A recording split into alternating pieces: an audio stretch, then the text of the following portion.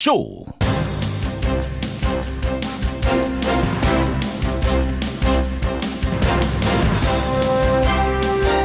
화염과 분노로 북한을 응징할 수 있다.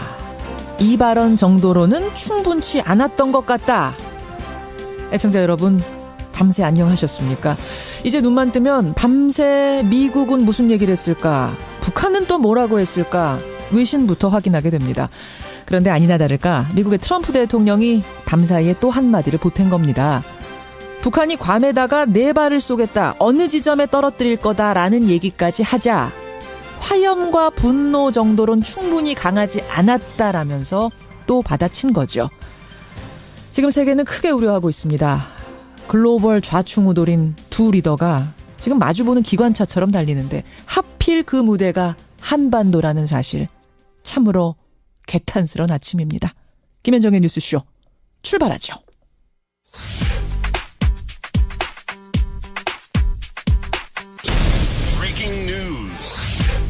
김현정의 뉴스쇼가 주목한 오늘의 포인트, 민경남 프로듀서 나와 있습니다. 어서 오세요, 민 PD. 안녕하세요. 오늘 첫 포인트 어디부터 볼까요?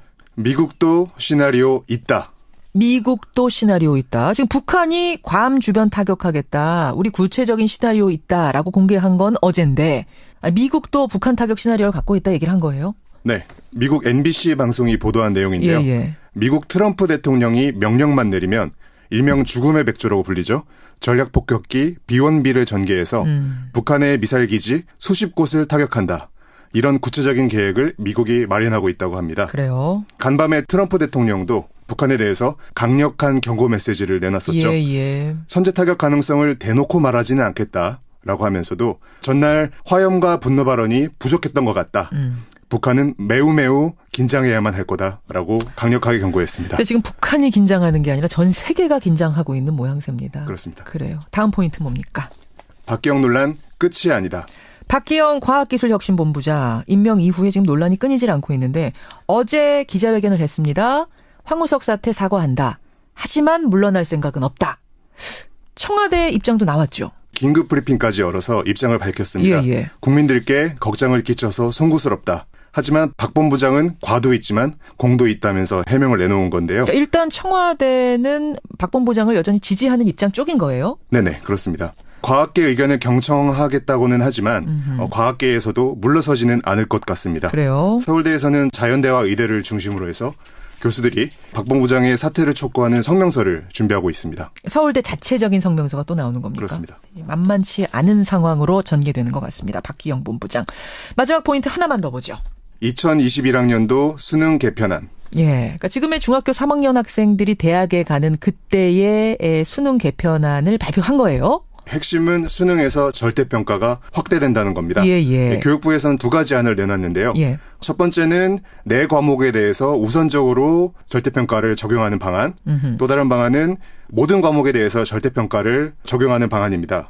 어떻게 되든 간에 절대평가는 확대되는 겁니다. 교육 현장은 상당히 혼란스러울 것 같아요. 절대평가가 강화되면 수능시험의 변별력이 사라져서 의미가 많이 줄어들 거라는 지적이 있고요. 수능시험의 의미가 상당히 축소된다. 그리고 수능시험의 변별력이 약화되면 상대적으로 학생부 종합전형이 중요해집니다. 이른바 학종이 더 중요해지죠. 학종은 깜깜이 전형이라고 불릴 정도로 합격 기준이 불투명하다는 문제점이 제기되고 있는데요. 학생부 종합전형에 대한 근본적인 대안도 마련돼야 된다는 지적이 나오고 있습니다.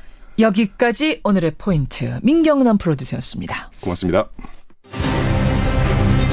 문재인 대통령이 건강보험 보장 강화 정책을 직접 발표했습니다. 어떤 질병도 안심하고 치료받을 수 있는 나라를 만들어 가겠습니다. 선심과 인심은 다 쓰시고 부담은 국민이 지는 꼴이 되지 않을까.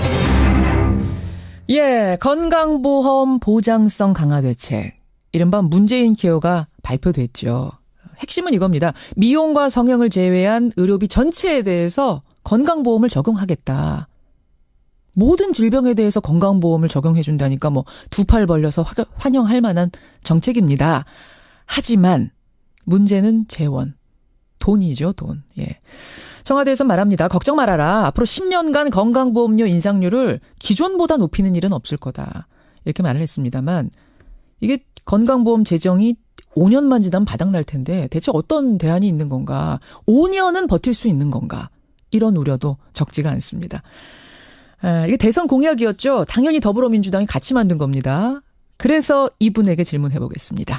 국회 보건복지위 소속이세요. 더불어민주당 기동민 정책위 부의장 연결을 해보죠. 기동민 부의장님 안녕하세요. 네, 안녕하세요. 더불어민주당 성북을 출신 기동민입니다. 반갑습니다. 예. 한마디로 말하자면 미용 성형 빼고는 비급여 항목이란 자체를 없애겠다 이런 거죠? 네, 그렇습니다. 예, 참 이상적이고 좋습니다. 근데 네네. 이게 보니까 5년간 이 정부 5년만 치더라도 30조 6천억 원이 든다 이렇게 계산을 하셨네요. 예. 30조 6천억 일단 가능하겠습니까? 이번 문재인 케어의 핵심은 내용을 구체적으로 세분화하기 이전에 국민의 삶, 특히 국민의 건강은 국가가 책임지겠다라는 명확한 좌표를 설정하고 그걸 천명했다는 측면에서 대단히 큰 의미가 있다고 생각하고요. 금방 말씀 주셨던 이런 긍정적인 전망과 더불어서 이제 재원대책 등 사회적 논의 과정들을 충분히 좀 밟아야 하는 그런 과정들이 저는 남아있다고 생각합니다. 그렇죠. 명확하게 보면 이제 재원 마련을 하는 데는 한 4-5가지 방도가 있는 것 같아요. 그러니까 첫 번째로는 국고 지원을 확대하는 거겠죠. 지금까지 올해 한 7조 가까운 돈이 국고 지원이 예정되어 있는데 그런 부분들이 예정대로 집행돼야 될 거고. 또 건강보험의 누적 적립금 한 21조 정도 되는 건데. 건강보험이 가지고 있는 적립금 20조 원. 네, 그렇습니다. 이 법정 준비금이라고 얘기하고요. 국가적 위기 상황에서 대비해야 되기 때문에 쌓아두어야 된다. 근데 그것을 50% 정도 쌓아둬야 된다. 현실적으로 한 1개월분에 3개월 정도 쌓아둬야 된다는 부분에 대한 논쟁이 있긴 하지만 이런 누적 적립금을 어떻게 21조에 달하는 누적 적립금을 어떻게 활용할 것인가 이게 한 2번째 정도 될 거고요. 보험 요율이 있어요. 이제 우리 국민들이 부담하는 세금인데요. 그게 지금까지는 아마 한 6.12% 정도 됐을 겁니다. 이 개인과 기업이 합쳐서 국가가 합쳐서. 근데 이제 10년간 한 3.2% 정도의 인상 요율을 가져왔는데 이건 역시 한 이후에 10년 정도도 이런 기동하는 인상 요율을 초과하지 않는 범위 내에서 관리하겠다 이렇게 말씀을 주신 거고요. 그다음에 이제 보험료를 부가 기반을 더욱더 확대해서 세수를 좀 찾아내겠다 이런 방법이 있을 거고 재정 누수가 없도록 이제 건보 지출을 효율적으로 대책을 수립하겠다 이런 한 4-5가지 정도의 재원 마련 방법들이 있을 거예요. 근데 여기에서 어제 대통령께서 이제 누적 적립금에 대한 부분들 한 10조 정도 활용하겠다 이렇게 말씀을 주신 거고 국고 지원에 대한 확대 가능성 이런 부분을 염두에 두면서 이제 논의 과정들을 진행하고 있다고 생각합니다. 근데 맨날 적자라던 건강보험이 어떻게 20조 흑자 적립금이 났는가 이걸 따져보면 지난 몇 년 동안 경기가 나빴잖아요. 그래서 아파도 병원 안 가고 참는 사람들이 많았어요. 그래서 적자이던 게 흑자로 전환이 된 겁니다. 네, 그런 측면도 있습니다. 근데 이제 건강보험이 모든 질병에 적용된다 이러면은 병원에 더 많이 찾아가게 될 거고 지금 모아놓은 거 쓰는 거는 순식간일 텐데 그 다음엔 어떻게 하나 이런 우려가 나오는데요. 그래서 저는 이 논의가 그냥 하나의 건강보험 체계 개편에 대한 그리고 보장성 강화에 대한 그런 논의로 국한되어서는 안 되고 실제 국민의 삶과 건강들을 어떻게 책임질 것인지 우리나라의 보건복지 수준, 사회복지 수준 이런 부분을 어느 정도 수준에서 달성하고 관리할 수 있을 것인지 그리고 거기에서 파생되는 예를 들어서 도덕적 해이라든지 어떤 지출의 어떤 방만한 지출 이런 부분들을 어떻게 바로잡을 수 있을 것인지 국민과 더불어서 이해 당사자된 의료계와 어떤 합의 과정들을 거쳐서 적정한 이런 이 지렛대를 만들 수 있을 건지에 대한 저는 사회적 논쟁이 본격화돼야 된다 이런 생각들을 하는 거고요. 기 의원님 말씀은 기 의원님 보시기에도 사실은 이 돈이 상당히 많이 들어가는 돈이고 좀 걱정스러운 면은 있다라는 생각이 좀 드시긴 하는 것 같아요. 분명히 걱정스러운 측면들이 있습니다. 그리고 사회적으로 국민들께서 건강보험의 보장성이 확대되는 것은 지극히 타당한 것인데 지향성과 목표는 타당한 것인데 그것을 현실에서 집행하는 과정에서 나에게 과도한 부담이 다시 돌아오는 것은 아닌가. 그렇죠.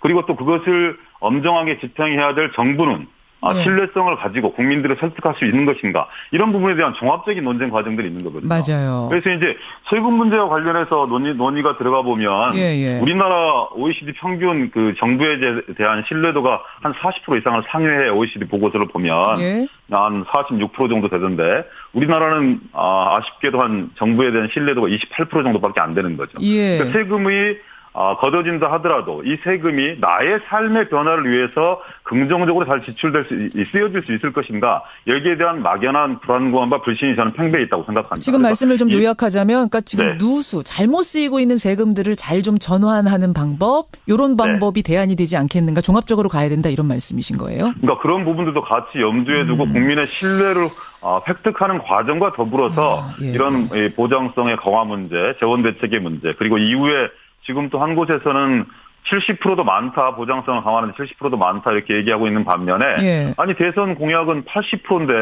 왜 70%밖에 하지 않느냐.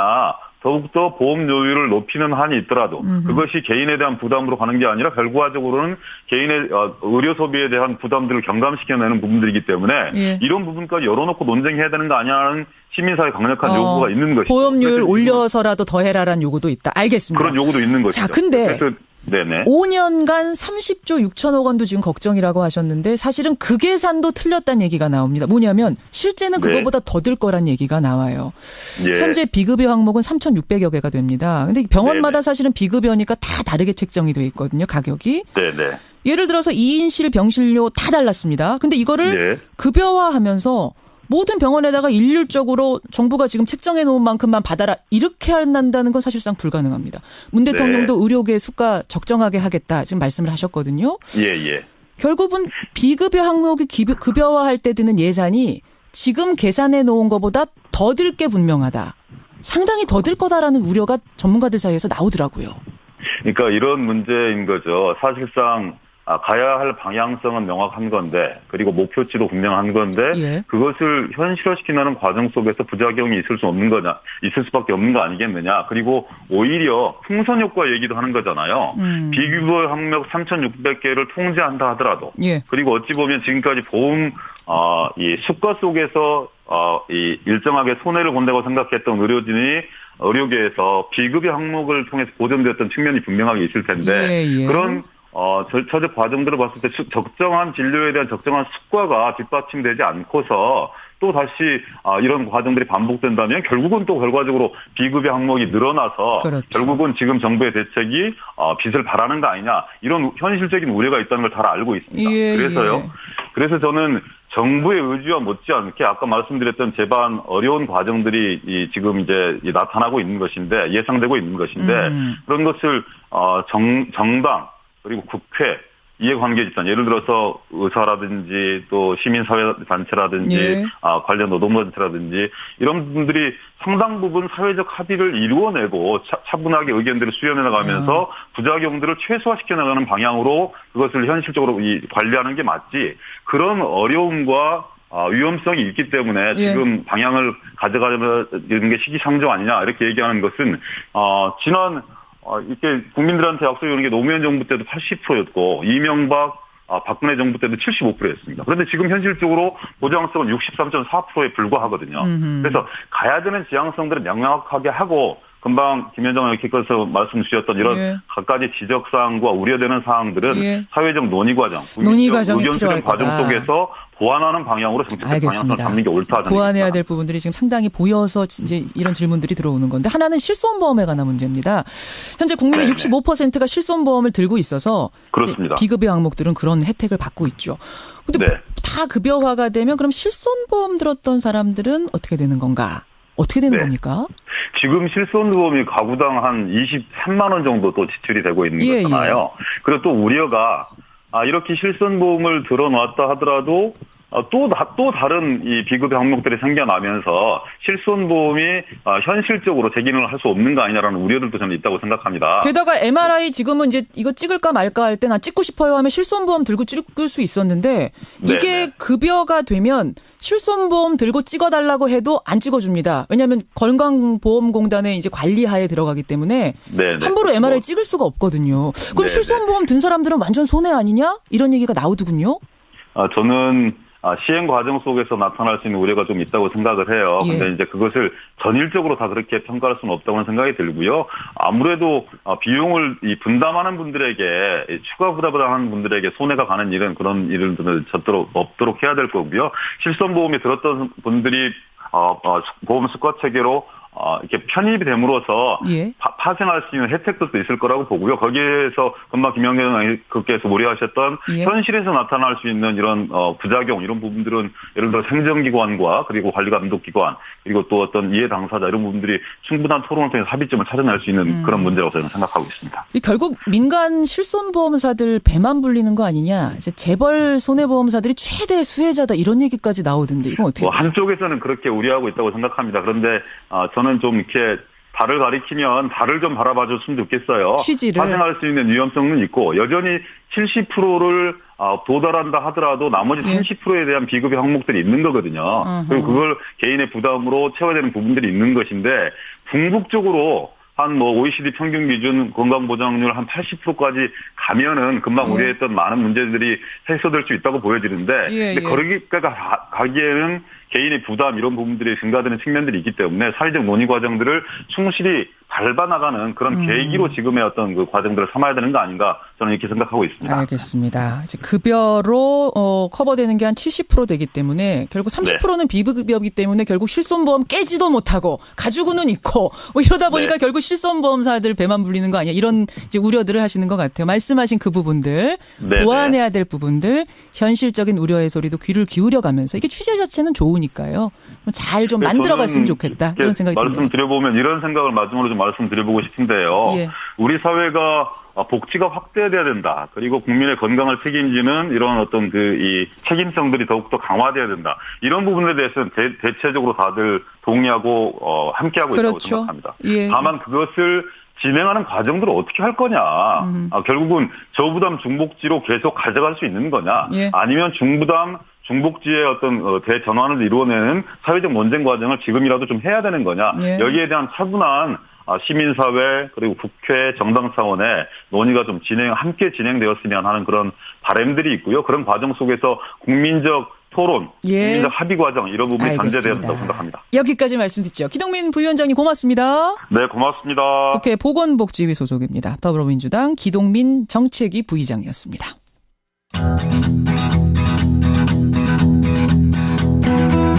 김현정의 뉴스쇼는 청취자 여러분의 참여로 이루어집니다. 트위터, 페이스북, 레인보우 게시판, 그리고 단문 50원, 장문 100원의 유료 문자 샵 1212, 우물정 1212 통해 참여하실 수 있습니다. 김현정의 뉴스쇼, 여러분과 함께 만듭니다. 김성환의 행간 시사평론가 김성환 씨 나오셨습니다. 어서 오십시오. 네, 안녕하세요. 오늘 행간에서는 북한 얘기, 미국 얘기 좀 해봐야겠어요. 네, 맞습니다. 이 북한과 미국이 연일 전쟁 수준의 말폭탄을 쏟아내고 있는데요.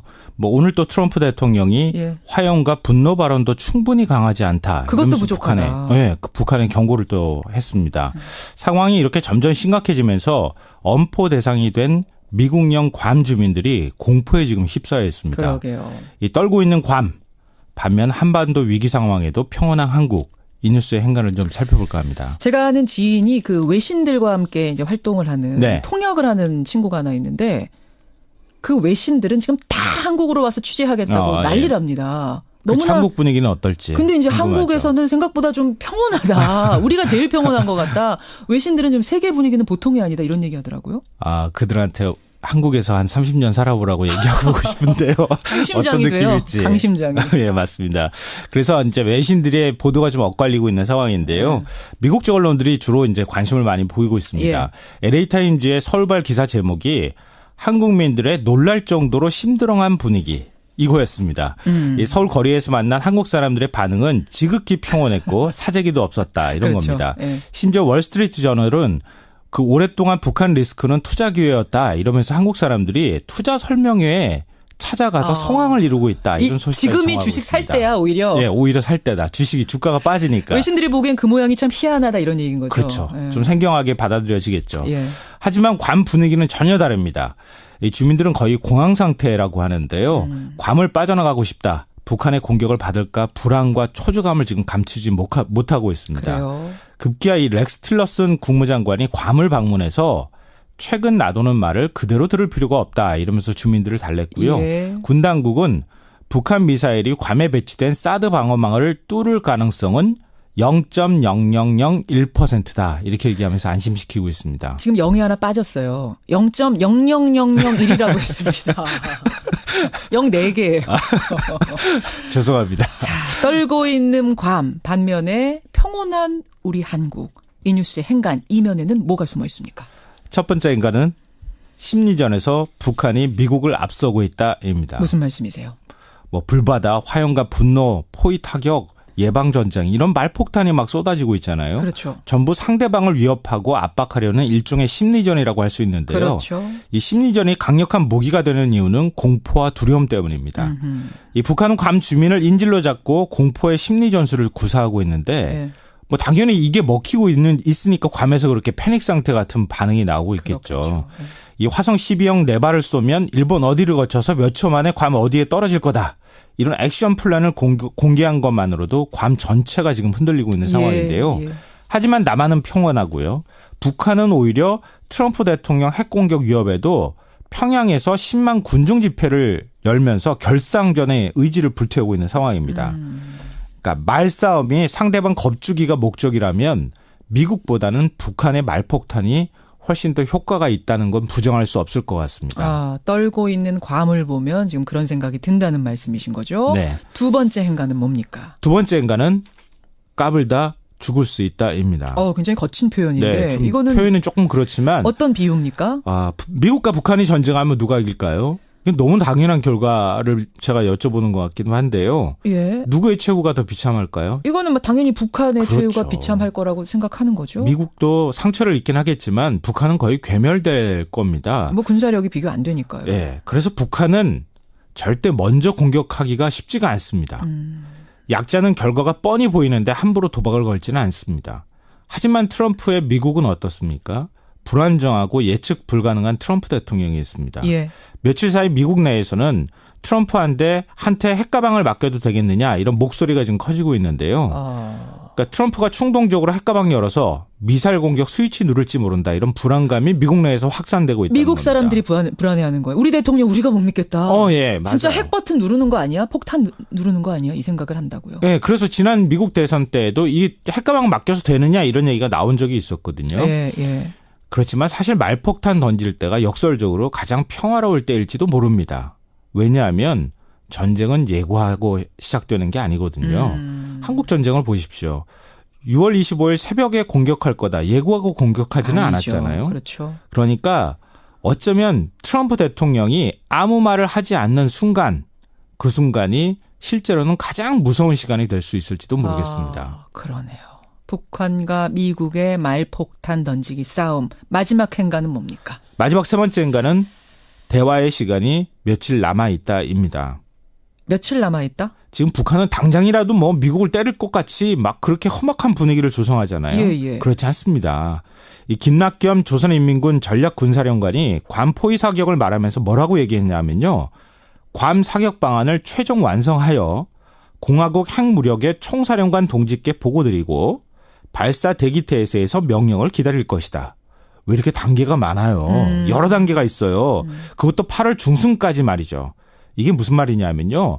8월 중순까지는 공격하지 않는다는 말과 똑같습니다. 이 얘기는 그러니까 진짜 뭐 8월 중순이냐 말이냐 9월이냐 문제가 아니라 우린 대화하고 싶다 이런 표현 아니에요. 그렇죠. 계속 미국한테 대화하고 싶다. 우리 공격하긴 하겠는데 이런 단계 다 거치고 이쯤 이렇게 될 거야 라고 미리 예고하고 있는 거거든요. 그러니까 대화하자. 시간 아직 있거든. 이런 메시지를 던지고 있는 겁니다. 그러네요. 그러니까 이 대화의 시간 동안 미국과 북한이 어떻게 해야 될 것인가. 국제사회는 어떻게 해야 되고 우리는 또 어떻게 해야 될 것인가. 대화의 기회를 놓치지 말아야 한다는 거죠. 이걸 우리가 알기 때문에 이런 경험들을 많이 했기 때문에 사실 우리나라 분들은 상대적으로 평온한 거죠. 우리 시민들은 평온할 수밖에 없는 거고 네. 지금 외국에서는 다 이거 전쟁 나는 거 아니야? 정말 한반도 큰일 나는 거 아니야? 버튼 누르는 거 아니야? 이 생각을 하는 건 아닌가 이런 생각도 들어요. 네, 맞습니다. 대화하자 말로만 그칠 게 아니라 정말 대화가 이루어졌으면 좋겠고요. 혹시 지금 물매 협상하고 있는 거 아닐까요? 그랬으면 좋겠습니다. 네, 한반도의 평화가 다시 찾아오기를 기대하면서 김성환 씨 수고하셨습니다. 네, 고맙습니다. 행간이었습니다. 보험이 확대된다. 이 취지 자체에 대해서는 크게 동감들 하시는데 지금 말씀 쭉 들어보니까 부작용이 상당히 예상됩니다. 그런데 그 문제들 해결 않고 그냥 시작해서는 안 될 것 같다라는 문자 최성덕님 외에 많은 분들이 주고 계세요. 2부로 가겠습니다.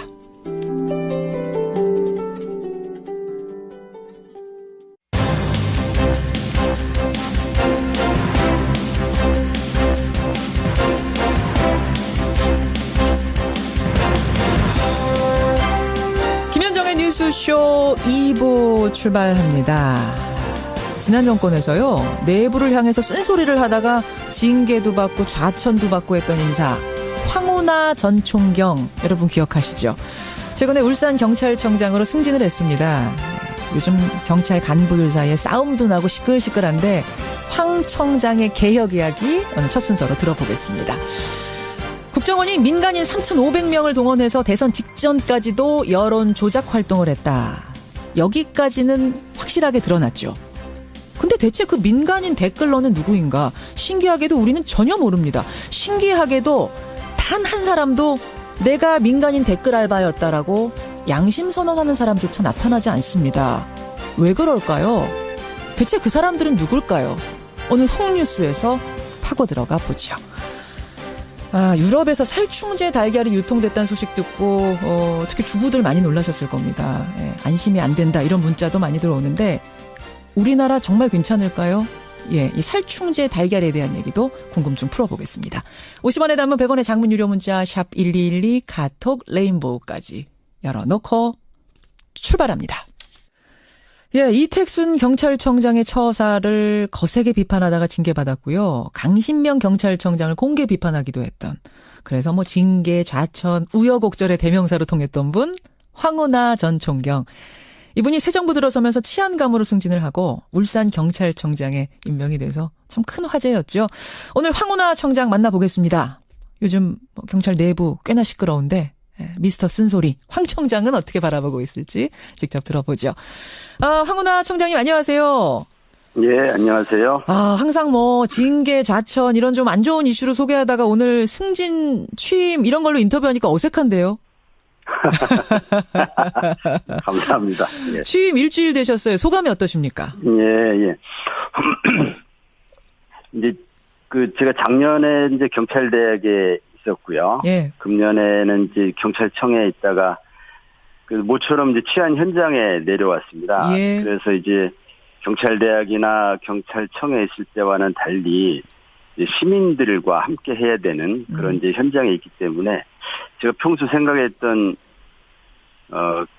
이제 경찰 발전을 위한 여러 구상들, 예. 그러니까 저는 이제 시민들한테 존중받고 지지받는 경찰 이런 걸 참 만들어 보겠다는 것이 저의 평소 이제 경찰에서의 꿈이었거든요. 그래서 어떻게 하면 시민들의 존중받고 지지받는 그런 경찰을 만들어 볼까 이런 생각으로 예. 아주 즐겁고 또 열심히 이렇게 일하고 있습니다. 그렇죠. 직원협의회 수준의 대화 창구를 만들겠다. 이게 취임 일성이던데 이게 무슨 얘기인가요? 직원협의회 수준? 예, 그 직원협의회가 아니고요. 직장협의회인데요. 직장협의회. 예. 이게 이제 일종의 노조의 전 단계라고 볼 수 있습니다. 오. 예, 근데 이제 경찰, 제복 입은 경찰 조직에 노조나 직장협의회를 만들면은 여러 폐단이 있지 않겠냐는 우려들도 있거든요. 오호. 그런데 사실 선진 외국의 경우에 우리 앵커님도 들어보셨을 것 같은데 외국의 경찰은 파업도 하고요. 해요. 예. 예. 노조도 다 결성돼 있습니다. 맞습니다. 예. 그래서 우리도 이제 이 문제를 좀 더 전향적으로 생각할 때가 됐다. 야. 또 대통령께서도 공약으로 제시를 했습니다. 경찰 간부가 경찰에도 노조를 생각할 때가 됐다. 노조가 필요하다. 이 말씀은 지금 들으시는 분들이 깜짝 놀라는 분들도 계실 것 같아요. 예, 이제 그렇게 전향적으로 생각할 때가 됐습니다. 이제 시민의식도 그만큼 성숙했고 경찰도 대단히 양적으로 질적으로 성장해서 예. 이제 노조 수준의 어떤 대화 창구 이런 것이 만들어진다고 해서 예. 여러 우려들이 이렇게 많은 우려를 하실 필요는 없다고 봅니다. 알겠습니다. 대통령께서도 공약하셨고요. 경찰청도 전향적인 입장입니다. 네. 그런가 하면 지방경찰청을 중심으로 수사 전문성을 강화하겠다 이런 말씀도 하셨는데 이게 결국은 이제 경찰의 수사권 독립 이걸 염두에 두고 하신 말씀인 거죠? 예, 그건데 정확하게는 수사권 독립이라기보다는요. 예, 수사 기소 분리입니다. 그러니까 즉 그 경찰이 수사권을 독립적으로 행사하는 것도 물론 의미는 있지만은 지금 시대에서 정말 중요한 것은 이제 검찰 개혁이고요. 검찰 개혁의 본질은 이 검찰에게 그 직접 수사권을 있다는 거거든요. 그러니까 검찰이 독점적으로 기소권을 행사하는 것도 큰 권한인데 거기에 이제 수사권까지 행사하다 보니까 여러 문제가 있으니까 이 수사권과 기소권을 분리시켜야 된다. 그러다 보면 이제 경찰이 이제 책임 있는 수사기관이 되게 되지 않습니까? 여기서 수사권이라 하면 수사 지휘권. 지금 경찰이 수사하고 검찰이 지휘하고 있는데 그 지휘권을 경찰이 가져온다. 이게 독립이라는 거죠? 그것이 독립이고요. 그렇죠. 이제 수사 기소 분리는 검찰의 직접 수사를 폐지하는 것이 수사 기소 분리입니다. 그렇죠. 그래요. 수사의 지휘권까지 이제 경찰에게 독립적으로 좀 다오. 이게 항상 황운하 청장께서 주장해오던 말씀이세요. 근데 이제 청장님 이런 우려도 나옵니다. 지금 우리 경찰이 과연 이 수사 지휘권까지 가질 준비가 됐는가? 말하자면 11만 명의 엄청난 인력을 가지고 있고 정보, 대테러, 외사, 경비, 경호 이런 막강한 권한을 가진 경찰이 검찰로부터 독립된 수사권까지 받으면 그 권한은 정말 어마어마해지는데 그걸 가지고 만약 권한을 남용해버리면 어쩔 것인가? 어떻게 답하시겠습니까? 우선 이제 그런 우려가 나오는 이유가 경찰에 대한 신뢰가 미흡하기 때문이니까요. 그렇죠. 그래서 경찰이 신뢰를 더 얻기 위한 노력은 하긴 해야 합니다. 그래서 지금 경찰청에서도 이제 경찰개혁위원회를 만들어서 평소 경찰에게 쓴소리하던 우리 CBS의 권영철 대기자님도 그거 참여하고 계시고. 저희 권영철, Y뉴스의 권영철 기자도 거기 계세요.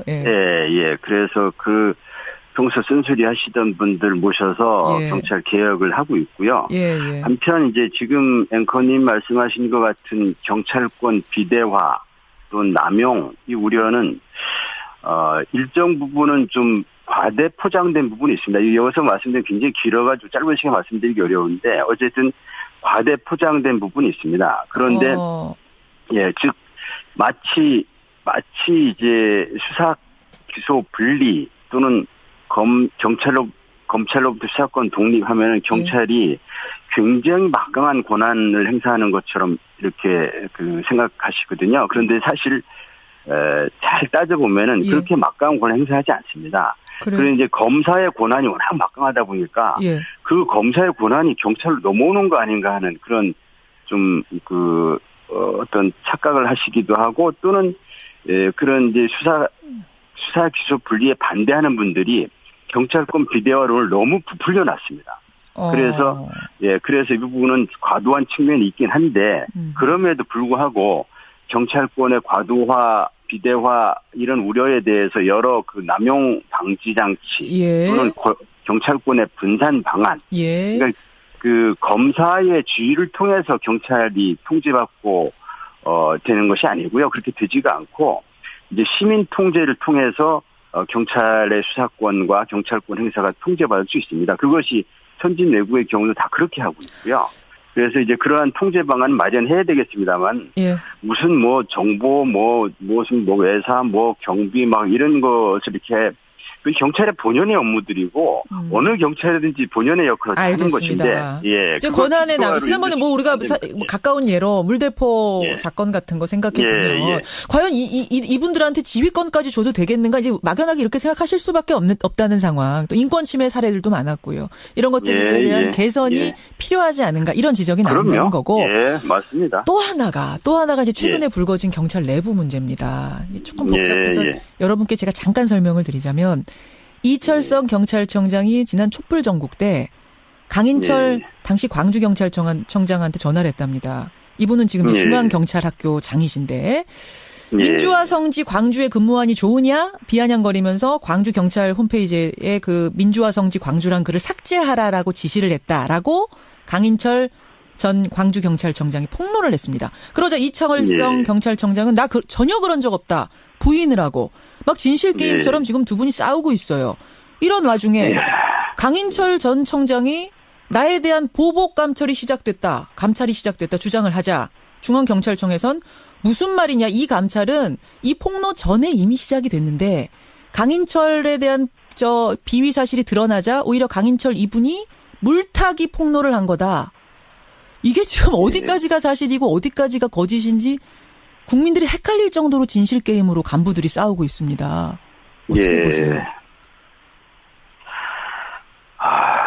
정말 비통하기 이를 데 없고요. 참담하고요.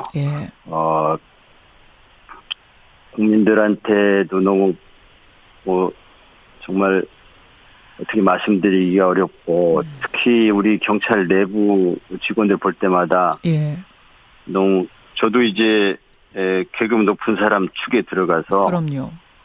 그래서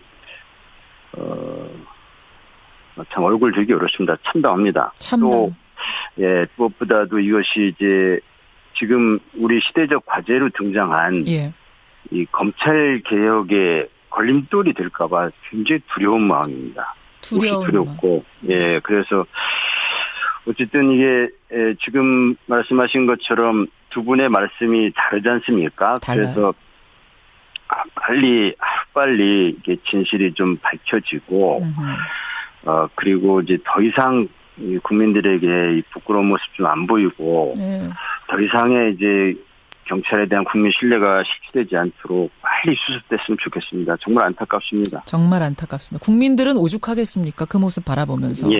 지금 두 사람의 이 진실 게임하고는 별개로요. 또 이 두 사람에 대한 갑질 사례가 막 제보가 들어오고 있대요. 유흥주점에서 새벽까지 머물면서 관용차 대기시켰다. 의경한테 관사 청소시켰다. 3만 원짜리 도시락을 촛불 집회 때마다 먹었다. 이 여러 가지 얘기가 나오면서 국민들이 지금 황운하 청장님 한숨 쉬십니다만 이거보다 더 깊은 한숨을 국민들이 쉬고 있다는 거 이거 좀 기억해 주시고요. 끝으로 우리 경찰에게 꼭 하고 싶은 한 말씀 짧게 해 주신다면요. 지금 이제 우리 경찰이 개혁되어야 한다는 요구가 검찰 개혁 못지않게 이렇게 분출하고 있습니다. 이때 우리 경찰이 제대로 개혁되지 않는다는 것은 정말 저는 역사에 죄를 짓는 것이라고 생각합니다. 그래서 흉내내기, 그냥 보여주기식 이러한 개혁이 아니라 정말 경찰이 환골탈태하는 그런 개혁을 했으면 좋겠고요. 그래서 이 그렇지만은 이 경찰 개혁이 제대로 될 수 있도록 노력해야 되겠지만은 경찰 개혁을 빌미로 검찰 개혁이 지연되거나 무산시키려고 하는 그런 시도도 있어서는 안 된다고 봅니다. 경찰 개혁과 검찰 개혁이 똑같은 무게로 정말 잘 됐으면 좋겠습니다. 여기까지 오늘 말씀 듣겠습니다. 황운하 청장님 고맙습니다. 감사합니다. 황운하 울산 경찰청장이었습니다.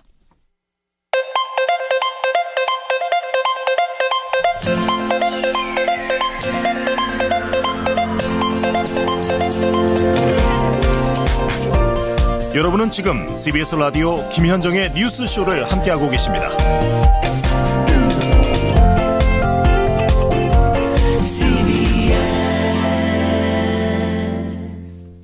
살충제 달걀 얘기를 좀 해보겠습니다. 유럽은 지금 살충제 달걀 때문에 발칵 뒤집혔는데요.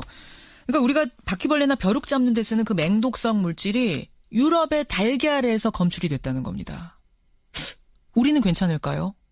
식약청에서는 우리나라에는 살충제 달걀 없다 입장을 내놓긴 했지만 문제는 유럽산 수입 과자 같은 것, 가공식품에 들어있진 않나 이런 걱정이 드는 겁니다. 한국소비자연맹 강정화 회장님이 연결돼 있군요. 네. 회장님 안녕하세요. 네, 안녕하세요. 화학물질 이름이 피프로닐 맞습니까? 네, 피프로닐이라고 하는데요. 좀 생소한 이름이죠. 그러네요. 이게 뭐예요? 이게 이제 말씀하신 대로 뭐 바퀴벌레나 개미의 해충을 제거할 때 쓰는 살충제인데요. 사실은 이제 어떤 인체 위험성 때문에 식용 작물에는 사용이 금지되어 있는 제품입니다. 그래요. 뭐 실험에 의하면 갑상선 암 발생률을 높이기도 하고 또 간과 신장 기능에 저해하는 독성 물질로 알려져 있기 때문에 지금 사람이 먹는 식품에는 사용하지 말도록 하는 그런 독성 물질이라고 보시면 될 것 같습니다. 근데 그 살충제 피프로니를 진드기 잡으려고 닭한테 뿌린 거고 네. 닭 내부로 흡수가 되면서 그 닭이 낳은 달걀에까지 포함이 된 거군요. 그렇죠. 지금 유럽의 내용을 보면 이제 해충을 죽이기 위해서 그러니까 닭을 키우는데 뿌린 것뿐 아니라 사료에도 일부 섞어서 섭취하게 했다. 그래서 이게 이제 닭으로 흡수되고 결국은 결안에까지 그 물질이 검출되는 걸로 나타나고 있습니다. 이게 유럽 어디에서 이런 달걀이 나온 건가요? 지금 벨기에와 네덜란드에서 재배한 닭에서 낳은 달걀들인데요. 유럽이 한 지역으로 통합되다 보니까 이게 인근 지역에 뭐 독일이라든지 프랑스, 스위스로 다 이제 수출이 되고 같이 사용이 됐는데 아주 최근 자료에 의하면 이게 동유럽에서도 피프로닐이 검출된 달걀이 발견이 됐고 지금 유럽 전역으로 퍼지고 있는 것 같습니다. 그래서 지금 유럽은 전역 전수 조사를 하고 있다는데 네. 자 이제 우리 얘기를 해보죠. 일단 우리 식약처는 말했습니다. 우리나라에는 유럽산 달걀 전혀 안 들어왔다? 네. 이건 확실합니까? 아니죠. 지금 스페인산 달걀이 100만 개 정도 수입이 됐는데요. 근데 아직은 이제 유럽의 지역에서 뭐 조사를 하거나 아니면 지금 문제가 되고 있는 그런 부분들에 대해서 스페인이 아직 거론되지는 않았고 또 하나는 이제 보통 외국에서 결안을 수입해 올 때 검역 과정을 거치지 않습니까? 그렇죠. 농협 잔류 여부를 검사를 하는 그런 시스템이 있으니까 그래서 이제 식약처에서는 우리나라의 스페인산 달걀이 수입이 됐지만 살충제 달걀이 안 들어왔다 이 얘기인 거군요. 그렇죠. 스페인산은 들어왔지만 없었다. 살충제 달걀은 안 들어왔으니 걱정 마시오. 그거는 발견되지 않았으니까 유통되지 않았을 거다라고 얘기를 하고 있습니다. 그러면은 벨기에산, 네덜란드산 달걀이 들어간 가공식품, 그러니까 막 과자 같은 데다가 달걀 넣잖아요. 요거 그렇죠. 수입해서 슈퍼마켓에서 파는데 요것들도 안전하다는 식약처 말 이것도 확실한 건가요? 지금은 사실은 아직은 뭐 실제로 나왔는지 안 나왔는지 검사를 하고 그 결과를 본 것은 아니고요.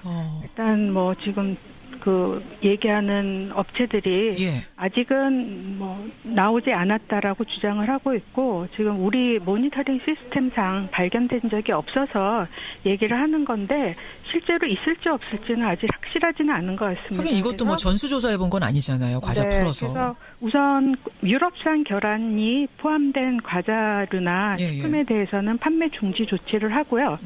수거 실험을 할 계획을 갖고 있기 때문에 뭐 지금 당겨서 뭐 벌써부터 걱정할 거는 없지만 그럼에도 불구하고 소비자들은 사실 이제 식품의 성분 표시가 있지 않습니까? 그렇죠. 거기서 유럽산 결안이 포함된 그런 제품들은 일단 섭취를 하지 않는 것이 좋을 것 같습니다.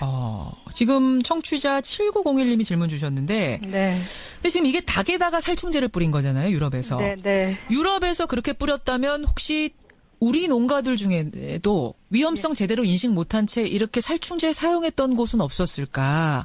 그 부분에 대해서는 어떻게 보시는가라는 질문? 네. 근데 사실은 우리나라가 지금 이거 굉장히 현실적인 문제 중에 하나입니다. 왜냐하면 닭 진드기를 제거하기 위해서 이 살충제를 쓰는데요.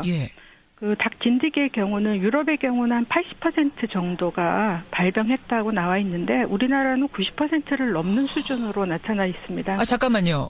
우리나라 닭의 90%에서 진드기가 발생했다고요? 그런 조사 결과가 있기 때문에 사실 이제 닭 진드기는 전 세계적인 문제거든요. 그리고 이제 유럽보다도 더 높은 수준의 발생률을 보이고 있기 때문에 사실 닭 진드기를 없애는 게 굉장히 중요한 문제가 되고 있습니다. 그러니까 그런데 문제는 이제 개사를 아주 위생적으로 관리한다든가 어떤 허용된 약품을 쓰는 데는 많은 시간과 뭐 이렇게 뿌리는 주기라든지 뭐 이런 것들을 이제 지키려면 굉장히 어렵고 또 비용이 많이 들기 때문에 쉽게 독성, 그러니까 이런 해충을 제거하는 물질을 쓰려는 유인이 있고요. 또 실제로 사용하고 있다. 그래서 사용하고 있는 곳도 있다? 있다라는 논란이 있었습니다. 그래요? 그래서 오늘 얘기하는 피프로닐이 실제로 이제 사용됐다라는 그런 얘기들이 이제 그 업계에서나 여러 주변에서 그러니까 그 수의 관리하시는 분들 뭐 이런 분들에서 이제 논란이 되고 있으니까 지금 사실은 피프로닐 자체는 사용 승인이 되지 않은 살충제입니다. 그러니까 쓰지 못하게 돼 있는데 이게 이제 강한 독성을 갖고 불법으로 쓰는 곳들이 있다는 얘기. 효과가 있다라고 생각이 되니까 불법으로 사용하고 있는 거 아니냐라는 의심. 논란이 있어서 사실은 이제 이 문제가 좀 제대로 모니터링이 됐어야 되는데 그렇지 못한 거죠. 그러니까 축산물 중에 소나 뭐 돼지 같은 경우에는 잔류농약 관리가 되고 있는데 또 불구하고 닭이나 결안에 있어서는 그 부분은 소홀했거든요. 그래서 실질적으로 올해 4월경에 뭐 실험 방법도 새로 개발하고 이제부터 실험을 하겠다, 이제부터 모니터링을 하겠다라고 얘기가 됐었는데 아직 그 결과가 나오지는 않았습니다. 그러니까 사실 우리가 우리의 현황을 모르고 있는 거죠. 알겠습니다. 그래서, 괜히 유럽산 달걀 때문에 우리 달걀 농가까지 타격받지 않으려면은 저는 오히려 미리미리 선제적으로 조사하고 뭐 안전한 곳은 안전하다. 문제가 있는 곳은 문제가 있다. 인증하고 가리고 가는 게 낫지 않을까. 이런 생각이 드는데요. 그렇죠? 한국 소비자연맹 강정화 회장 통해서 지금 유럽산 달걀에서 살충제 나온 이야기 우리는 어떤가 미리 점검해봤습니다. 회장님 고맙습니다. 네, 감사합니다. 음향 뉴스 현장. 휴가의 계절 8월 여러분 휴가들 다녀오셨습니까? 근데 여름 휴가가 먼 얘기처럼 느껴지시는 분들 계세요. 바로 우리 부모님, 어르신들입니다. 형편이 안 돼서 꿈도 못 꾸고 또 자식들이 휴가 떠난 동안에도 손주 육아하느라 제대로 모시는 분들이 그렇게 많답니다. 어르신들의 여름 휴가 거리로 나가봤습니다. 이번 동네에서는 종로 상가입니다. 먹어요. 장문을 받아라. 보내셨어요, 휴가? 못 보내죠. 어른들 휴가가 뭐 있겠어요? 휴가는 안 가신 거예요, 그러면? 휴가 능력이 있어야 가지. 휴가는 무슨 휴가예요? 휴가철하고 나하고 아무 상관없지. 나라 이게 수술하려고 하는데 돈이 없어서 수술도 못하고 지금 하루하루 버티고 있는 거예요. 본격적인 휴가철을 맞아 전국 피서지마다 사람들로 붐볐습니다. 요새 휴가철이니까 해외에도 갔다 와라. 잘 다녀와. 나는 안 가고 싶잖아. 조금만 했을 때는 가면은 애바지로 가야 되고 애들이 전부 나만 따르니까. 배려는 손주들 노는 거, 그거 쫓아다니는데 뭐 배려가 되고 뭐 거기서 따라다니는 것도 힘들고 더우니까 오히려 집에 있는 게 제일 나을 것 같아.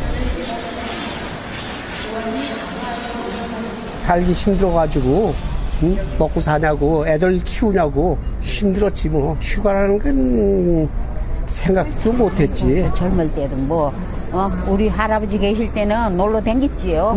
울릉도도 가보고 제주도도 가보고 다 돌아댕겼어. 가고 싶은 데 많죠. 제주도 가고 싶고 막 그냥 부산도 가고 싶고 미국도 가고 싶지. 그렇지만은 못 가잖아요. 또 돈도 비용도 많이 들고 누가 말똥만 있으면 가죠. 없는 거야 없는 거야. 자녀분들이 휴가 가자고 또 안 하세요? 글쎄 가자고 그래도 젊은 사람들끼리 자기네 식구끼리 애들 데리고 가야지. 근데 가자 소리도 없고 나이가 또 능력이 되면 야 돈 내가 댈게 가자 하면 좋은데 또 그럴 형편도 아니고 어디 안 가도 나 그냥 이것으로 만족해. 나는 더 안 바려. 꿈꾸는 여행지라도 있으세요? 꿈꾸는 여행지? 더울 때는 시원한 데로 가면 좋지. 바람이지 뭐. 돈만 있으면 하와이도 가고 제주도도 가고 다 가고 싶은데 말씀이 참 아프게 들리네요.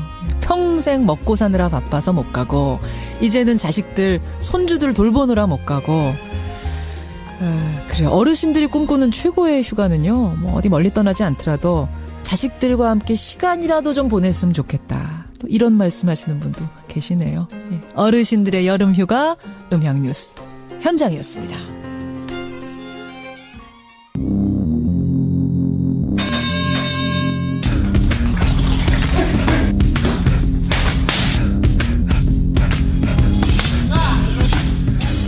김현정의 김현정의 뉴스쇼 금요일의 코너 뉴스 속으로 훅 파고듭니다. 훅뉴스. 오늘도 김정훈 기자 나와 있습니다. 어서 오세요, 김 기자. 네네. 오늘 훅뉴스는 어떤 얘기를 좀 담아볼까요? 네, 먼저 뉴스 리포트를 듣고 시작해볼까요? 네. 이명박 정권 시절 국정원이 정치와 선거에 개입하기 위해 민간인 3,500명을 동원해 인터넷과 SNS 여론을 조작한 사실이 밝혀졌습니다. 무려 30개 팀, 팀1은 3,500명이나 됩니다. 국정원은 이들 민간인 댓글팀 인건비로만 매월 3억 원을 지출했습니다. 예. 네, 국가정보원개혁발전위원회가 지난 3일 발표한 내용인데요. 그렇죠. 네, 국정원의 부끄러운 과거를 드러냈습니다.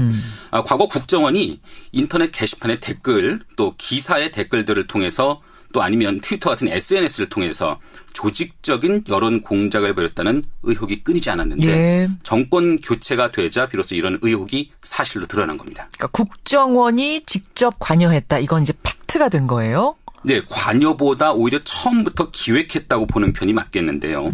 국정원은 원세훈 전 원장이 취임한 2009년 5월부터 대선이 있던 2012년 12월까지 민간인으로 구성된 사이버 외곽팀을 운영했습니다. 예. 국정원 직원 담당관이라고 하는데 이들이 외부에서 보수적 성향의 인물 등을 골라서 팀장으로 삼고요. 민간인들을. 그렇습니다.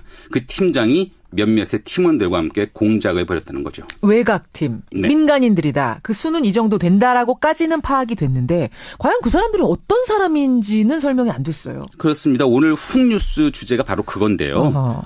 국정원 댓글러. 그들이 누구인지를 취재해 봤습니다. 국정원의 민간인 댓글러. 그들은 누구인가? 네. 우선 그 규모부터 살펴봤는데요. 예. 3,500명이 외곽팀으로 활동했다 이렇게 보도가 됐는데 그렇죠. 저희가 국정원 내부를 취재해 보니까 3,500이라는 숫자는 현재까지는 사람들의 수, 또 인터넷 계정의 아이디 있죠. 그 아이디의 수를 더한 것이라고 하네요. 그러니까 유령 아이디가 많았다는 거예요.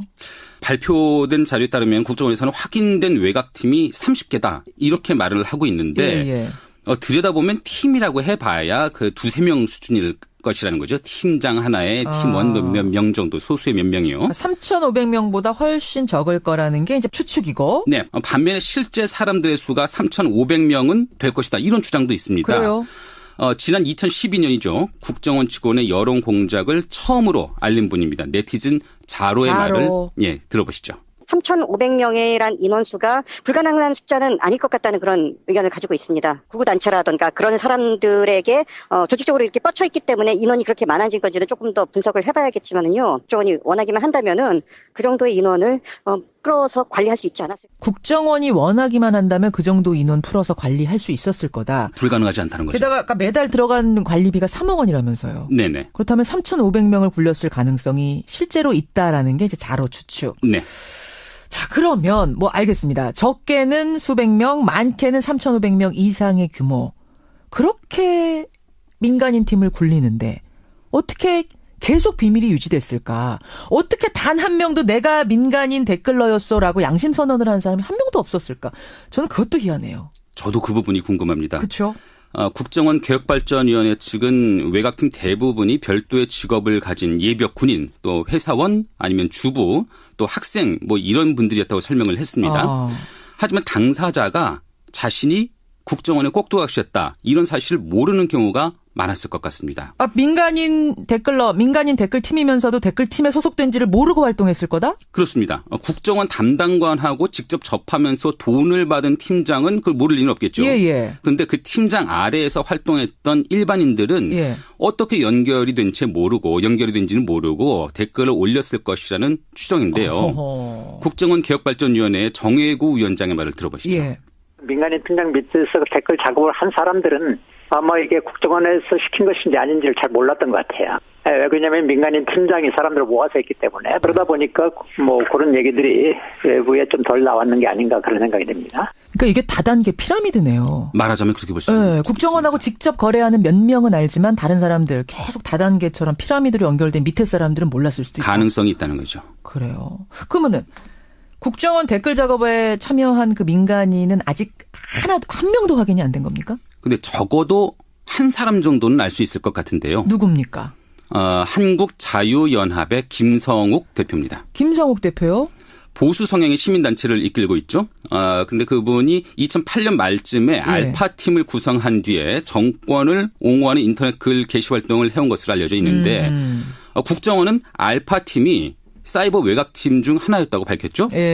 저희가 김성욱 대표와 직접 만나보고 전화도 해봤는데 본인이 알파팀을 운영했다는 사실 그 자체를 부인하지는 않습니다. 그런데 국정원과의 관계에 대해서는 여전히 선을 긋고 있더라고요. 그러니까 조금 전에 말한 그 팀장급이 바로 이 사람이 되는 거군요. 그렇게 추정해 볼 수가 있는 거죠. 근데 막상 전화해 보니까 또 다른 얘기를 해요? 한번 들어보실까요?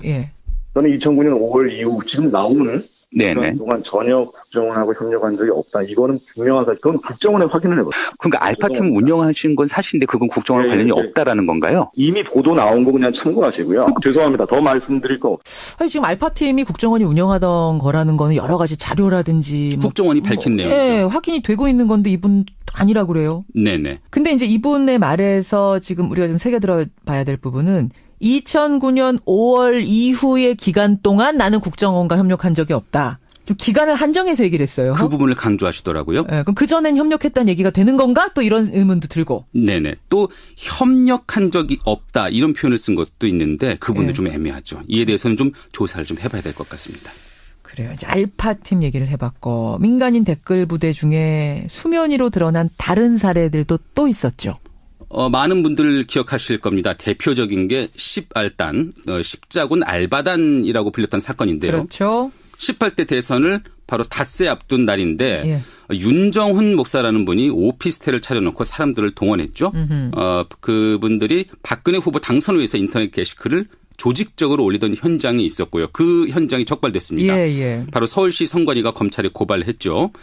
특히 윤 목사 스스로 국정원과 연관돼 있음을 언급한 대목이 그 무렵 팟캐스트 낙곰수에서 공개돼 파장이 일었는데 한번 들어보시죠. 그렇죠. 너희들 그 오피스텔을 하나 얻었거든. 41평짜리. 내가 돈이 없어. 그 나를 지원하는 분이 이분이 국정원이랑 연결이 돼 있어. 근데 국정원에서 안철수 후보는 나오는 걸 이미 알고 있었지. 그래서 안철수 쪽으로 가라. 그래서 안철수 쪽으로 가려고 다 준비하고 지인들이 많이 갔는데 막판에 국정원에서 다시 정보가 온 거야. 박근혜로 가라. 그러니까 이게 지금 윤정훈 목사 목소리인 거죠? 맞습니다. 오피스텔 하나 얻었거든.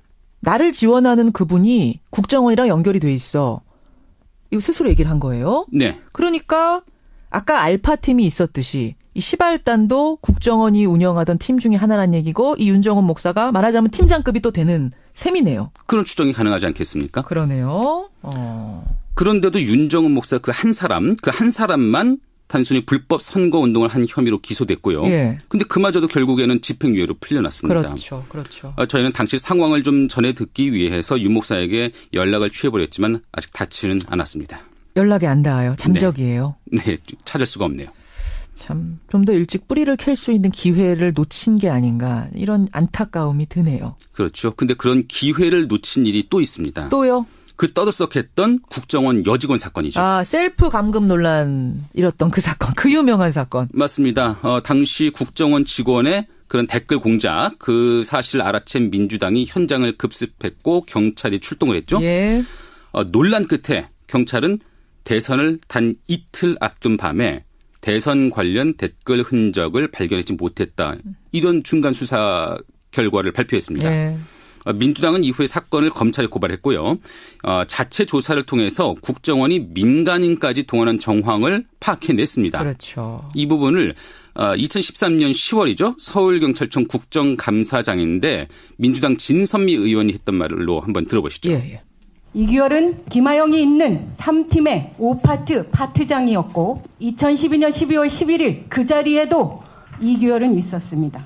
이종복이 대학 동창 친구인데 그 사람에게 정보비를 끊임없이 줬습니다. 국민의 세금으로 그 허접한 댓글을 다는 대가로 한 달에 300만 원 이상 돈을 줬습니다. 그러니까 진선미 의원의 발언을 보면 이규열은 그 국정원 여직원 김하영의 상사고 맞습니다. 이정복이라는 사람은 이규열의 친구인데 민간인이죠. 그렇죠. 이규열 국정원의 직원 이규열이 이정복한테 계속 돈을 줬다. 그러니까 민간인 댓글러 얘기를 지금 하는 거잖아요. 그렇게 볼 수가 있는 겁니다. 그렇죠. 하지만 당시 셀프 감금 스스로를 감금했다는 그 여직원은 물론 소속 부서장인 국정원 심리전단장 또 3차장 모두 기소조차 되지 않았습니다. 그렇죠. 그러니까 진실은 묻혀질 수밖에 없었죠. 딱 한 사람 원세훈 전 국정원장만 기소가 된 거잖아요. 원세훈 전 국정원장만 기소가 되기는 했는데 1심에서는 국정원법 위반만 유죄가 인정됐고요. 선거법 위반은 무죄가 나왔다가 2심에서는 비로소 모두 유죄가 인정됐습니다. 그런데 대법원에서는 또 일부 증거 능력을 문제 삼아서 파기환송을 한 상태죠. 그렇습니다. 그 선고가 오는 30일에 예정이 돼 있긴 합니다. 자, 저희가 지금 조각을 말씀을 드린 거예요. 알파팀, 시발단, 셀프, 감금 논란 나왔던 직원. 이것들을 종합해가지고 진실을 밝혀내야 되는 건데. 네. 아직도 명백하게 드러나지 않고 다 잠적해 있고 뭔가 꼬리 자르기가 이루어진 상태고 이런 거잖아요. 전모와 실체가 드러나지 않았죠? 예.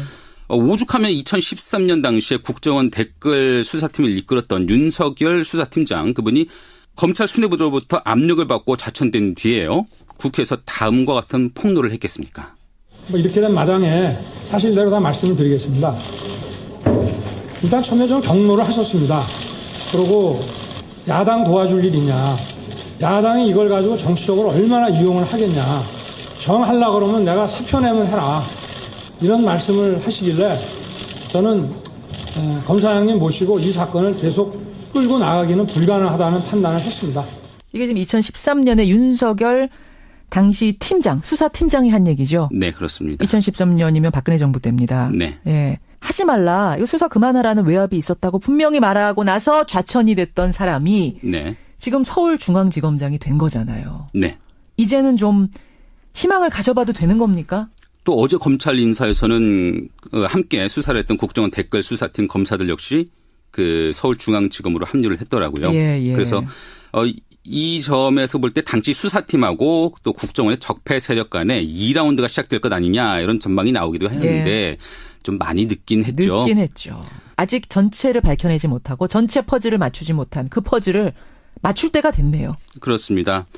또 남은 숙제도 있는데요. 또 국정원과 함께 군 사이버 사령부에서 있었던 여론 조작의 진실도 드러내야 하고요. 군대도. 맞습니다. 또 그 과정 중에 그 이후에 이어진 조직적인 은폐 시도 이에 대해서도 철저한 진상 규명이 있어야 할 것으로 보이네요. 오늘 훅뉴스 국정원 댓글러 사건을 종합하고 그 실체에 좀 다가서 봤는데 사실 많이 밝혀진 줄 알았는데 이렇게 또 종합해 보니까 아직도 밝혀야 될 게 너무 많아요. 부분적이죠? 그렇죠. 예, 가야 할 길이 멉니다. 국정원 개혁발전위원회 길게는 올해 연말까지 활동을 하는데 늦었지만 늦게라도 전모가 확실하게 밝혀지기를 기대해 보겠습니다.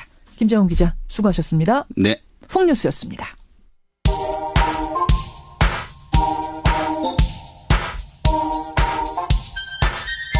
김현정의 뉴스쇼 CBS 라디오와 함께하고 계십니다. 저는 퇴근길 시사자키 정관용입니다. 청취자 1072님, 경찰 조직도 검찰만큼이나 뼈를 깎는 혁신이 필요하다. 예, 황운하 울산청장과 인터뷰 들으시고 문자 주셨고, 박진섭님, 경찰에게 더 많은 권한이 부여된다면, 그러니까 수사 지휘권이 부여된다면 어떻게 통제하며 관리할지 명확히 보여줘야 한다 하셨어요. 9528님도 이분은 검찰개혁, 경찰개혁 중요한 만큼 법원개혁도 중요하다. 좋은 지적 고맙습니다. 유럽산 달걀 얘기 들으시고는요, 많은 분들이 그 수입업체 말에만 의존해서 유럽산 달걀 들어간 과자 괜찮습니다. 이렇게 결론 내렸다는 건 좀 황당하다, 불안하다 이런 문자 들어오고 있고요. 계란과 달걀 중에 뭐가 맞습니까? 둘 다 표준어 맞습니다. 근데 이제 계란은 한자어고요. 달걀은 순 우리말이고 요 차이입니다. 편할 대로 쓰시면 돼요. 근데 이왕이면 순 우리말이 낫겠죠. 근데 아까 소비자연맹 회장님이 자꾸 결란이라고 하셔가지고 3492님이 계란 아니고 결란이 맞나요? 이렇게 물으셨는데 결란은 이게 경기도 사투리랍니다. 계란이 맞습니다. 경상도 사투리를 많이 고치신 권영철 선임 기자 어서 오십시오. 안녕하십니까. 서울에 얼마나 사셨죠? 20년 넘었죠. 이제 서울말 거의 쓰세요. 자, 오늘 와이뉴스 뭐 가지고 오셨어요? 부산국제영화제와 관련된 얘기입니다. 네. 부산국제영화제 김동호 이사장과 강수현 집행위원장이 최근 1년의 사태에 책임을 지고 물러나기로 했죠. 사퇴를 동반 사퇴하기로 했습니다. 강수연, 김동호. 예. 저희 김동호 이사장은 사실 부산국제영화제를 키워온 상징 같은 분이고. 그렇죠. 우리 강수연 집행위원장은 말이 필요 없는 배우로서 한국 영화를 대표하는 분이잖아요. 예. 근데 이제 물러나기로 했으니까 오늘 강수연은 왜 부산국제영화제를 떠나나 이렇게 주제를 정해봤습니다. 왜 떠나나 사실은 좀 놀랐습니다. 이 뉴스 보고. 네. 일단 언제 사퇴하겠다고 밝힌 거죠? 10월 21일 부산국제영화제 폐막식을 끝으로 사퇴하겠다는 겁니다. 지난 8일 이제 보도자료를 통해서 사퇴 입장을 밝혔는데 딱 3줄짜리 이유였습니다. 첫 번째는 최근 1년의 사퇴에 책임을 지고 사퇴하기로 했다. 네. 두 번째는 어떠한 경우에도 영화제는 개최돼야 한다는 확신에서 2달도 채 남지 않은 올해 영화제를 최선을 다해 개최한 다음에 10월 21일 영화제 폐막식을 마지막으로 영화제를 떠나기로 했다. 예. 세 번째는 올해 영화제가 성공적으로 개최될 수 있도록 영화계와 국민 모두의 변함없는 성원과 참여를 부탁드린다. 이게 답니다. 올해. 네. 발음해보세요. 올해. 예. 친근하고 좋습니다. 예. 그래, 올해까지는 하고 물러나겠다라고 하면서 최근 1년의 사태에 책임을 진다. 이렇게 얘기를 했어요. 예. 최근 1년의 사태란 게 뭡니까? 지난 7일 부산국제영화제 사무국 전 직원 일동의 연명으로 발표한 성명서가 있는데요. 성명의 내용은 김동호 이사장과 광수연 집행위원장을 불신임하는 것이 핵심입니다. 그렇죠. 예. 사무국은 성명에서 부산국제영화제는 2014년 영화 다이빙벨 상영을 빌미로 박근혜 정부를 위시한 정치 권력에 의해 철저히 농락당했다. 그러나 부산국제영화제 탄압에 대해서 가해자는 그 누구도 책임지지 않았고 피해자는 명예회복을 위해 악전고투하고 있으며 사무국 직원들이 입은 상처는 아물지 않고 있다. 이런 성명이 붙은 겁니다. 예. 그리고 다이빙벨 영화 상영 직후부터 시작된 부산시와 감사원의 전방위적인 감사와 거의 1년 동안 융단 폭격처럼 영화제 사무국을 초토화시켰다 이렇게 얘기를 했고요. 그러니까 지원금은 절반으로 줄였죠. 서명수 부산시장은 이용관 집행위원장을 검찰에 고발해서 영화제로부터 내쫓았다. 참 부산 영화제가 겪었던 그 고통의 시절 생각하면은 그 기간을 생각하면 정말 지금도 아파요. 그 잘 나가던 부산 영화제 우리의 자랑이던 것이 세계 5위까지 갔죠. 그럼요. 예. 그러면서 이제 김동호 이사장과 강수연 집행위원장에 대한 사퇴 요구까지 있었던 겁니까 성명에? 성명에는 두 사람의 사퇴를 주장하는 내용은 들어있지 않습니다. 그래요? 사무국 관계자도 어제 전화통화에서 성명서 어디에도 김동호 이사장이나 강수연 집행위원장의 사퇴를 요구하는 내용은 없다라고 분명하게 얘기했습니다. 실제로 성명에도 그렇게 쭉 읽어봐도 소통 의지가 제대로 보여지지 않았고 문제를 푸는데 한계가 있었다 이런 얘기들이었지 사퇴를 얘기하진 않았습니다. 그래요. 그럼에도 불구하고 사퇴하겠다라고 결정을 한 거네요. 그렇습니다. 왜입니까? 첫 번째는 영화에서는 주연 배우였지만 부산국제영화제에서는 주연이 아니었기 때문이라는 분석입니다. 그게 무슨 말씀이세요? 배우 강수연 씨는 아까 말씀드린 대로 한국 영화계를 대표하는 주연 배우잖아요. 예. 부산국제영화제에서 집행위원장은 영화의 주연 배우와 같은 역할입니다. 핵심적인 자리죠. 그런데 실제 역할은 주연이 아닌 조연이었다는 거죠. 강수영 위원장을 공동 집행위원장으로 영입했던 이용관 전 집행위원장이 이런 얘기를 한 적이 있습니다. 어떤 겁니까? 강 위원장이 김동호 이사장이 오면서 더 어려운 지경에 처했다고 본다. 지금 부산영화제는 거의 김동호 집행위원장과 강수연 부집행위원장 체제로 흘러가고 있다. 이게 무슨 얘기냐면은 우리 방송사도 이사장이 있고 사장이 있잖아요. 실제 업무는 사장이 다 하는 거잖아요. 그렇죠. 그런데 이사장이 사장 역할까지 관여한다면은 그게 제대로 돌아가겠습니까? 그러니까 이게 이제 그렇게 되면서 강수영 집행위원장의 위상이나 역할에 한계가 있었다는 그런 대목으로 읽히는 거고요. 주연 배우가 조연 역할을 한다면 그 영화가 흥행에 성공하겠습니까? 어렵죠. 거기서 꼬인 거다 스텝이. 두 번째 이유는요? 영화에서는 연기가 통했지만 행정이나 현실에서는 연기가 통하지 않았기 때문 아니겠냐는 분석입니다. 그건 무슨 말씀이세요? 강수연 집행위원장이 부산국제영화제 공동위원장으로 영입될 당시 부산국제영화제는 위기 상황이었습니다. 다이빙벨 상영으로 시작된 부산영화제에 대한 예산 삭감과 탄압이 판을 치는 상황이었거든요. 그렇죠. 그럼 집행위원장이 외압도 막아야 되고 그걸 슬기롭게 뚫고 나가야 되잖아요. 빕 사무국이 이제 그런 성명에서 이런 얘기를 합니다. 부산 구원투수처럼 등장한 강수현 집행위원장에게 직원들은 기대를 걸고 그의 뜻에 따라서 묵묵히 따르면서 영화제 개최를 위해 열심히 일해왔다. 그러나 기대와 달리 영화제 대내외 운영에 대한 소통의 단절과 독단적 행보는 도가 지나쳤다. 그게 외부로부터 직원들로부터 심각한 우려와 질타를 받고 있다 얘기한 겁니다. 그 얘기는 이 외압이 쏟아질 때 뭔가 문제가 있을 때 적극적으로 뭔가 액션을 취하지 않았다 이런 지적인가요? 영화에서는 대본이 있으니까 대본대로 잘 하면 되잖아요. 그렇죠. 그런데 행정에서는 대본이 없습니다. 없죠. 특히나 정부의 탄압이나 외압이 있을 때 대본 없이 버틸 수 있어야 되는데 그게 한계가 있었던 게 아닌가 하는 겁니다. 그러니까 뭔가 강수현이라는 대배우가 와서 우리를 좀 지켜주기를 부산영화제를 지켜주기를 바랬는데 적극적인 역할을 못하는 거 아니냐. 상징성이 좀 있는 사람인데 그에 걸맞지 못했지 않느냐는 거죠. 세 번째는 뭡니까? 흥행에 먹구름이 끼었기 때문입니다. 부산국제영화제 흥행에. 예. 영화 제작자나 배우나 누구나 흥행 대박 1000만 관객을 꿈꾸지 않겠습니까? 그렇죠.